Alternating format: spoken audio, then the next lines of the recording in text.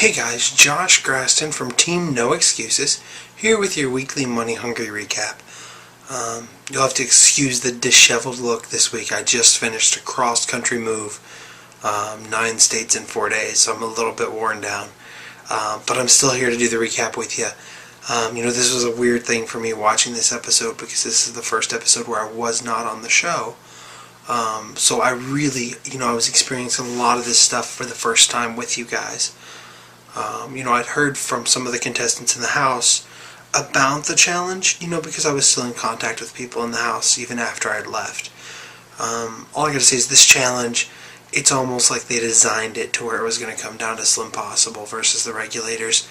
It reminded me of the Chubby Chasers challenge back in week 3 where there were the 2 heats of running, and I felt like that was designed to face us off against Slim Possible.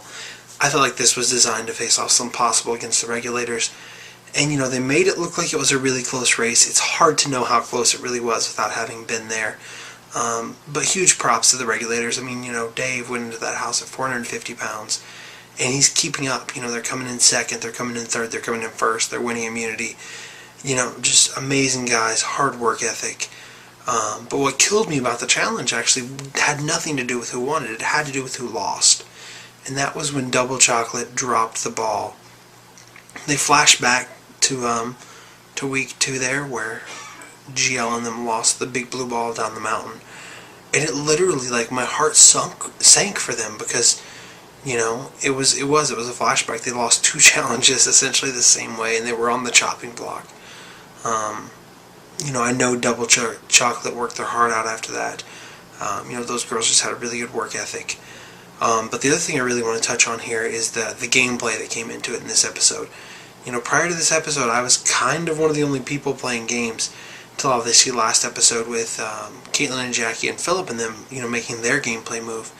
But this episode, we really saw the claws come out, and we saw other people playing the game, and in some cases playing it well, and in some cases not so much. We saw Mark and Joe essentially forget that they had agreed to give the immunity to Slenderella's, and we all know they never intended to. You can't do that. They'd had an alliance with Grading Curves since day 1, and they had no way that they could turn their back on Grading Curves and give that alliance to Slenderella's without ruining the orphanage. So they knew they were going to give immunity to Slenderella's.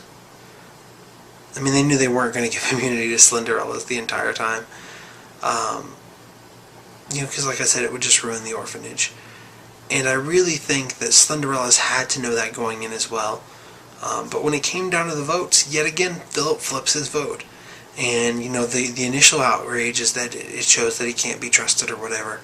To me, it shows that he finally woke up and started playing the game. My only problem is I think he did it way too late. We'll have to see how that pans out later on. But I think he waited way too late and is making his moves in way too fast of a fashion. He's playing fast and loose. Surprised we didn't really see Stephanie talk a whole lot in this episode. I know that she's vocal in the house, and I wish they'd show a little bit more of that. Anyways, I'm totally looking forward to next episode. The challenge looks crazy. It looks like another puzzle challenge.